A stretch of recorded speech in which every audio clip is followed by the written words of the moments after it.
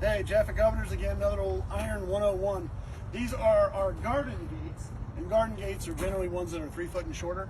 Different widths, but 3 foot and shorter, we here call them garden gates. The overwhelming majority of them are wrought iron, remember W-R-O-U-G-H-T, and they generally, at some point in their lives, had hinges. One of them on this one, like this one, we have the hinge, we just have to reattach it. Or they have points for hinges and generally some kind of a keeper to keep them closed.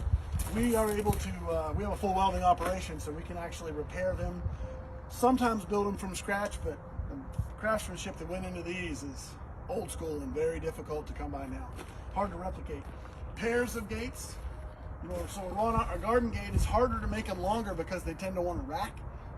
That's why they put these cross members in them, the braces, so that they don't get out of square.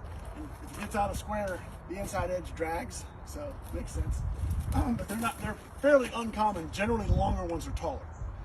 But garden gates come in a lot of different varieties. There's the hoop and finial here, or hairpin, same thing. Ball finials, twisted and turned. Some of them just have cast iron finials welded to the top of the pickets. These were actually blacksmith made. There's all kinds of different ways and processes used when they were manufactured. Most of the iron we have probably came from the 1870s to the 1930s, because that's kind of the Iron Age in Richmond of when they were renovating. They renovated a lot of those houses and pulled the fence down.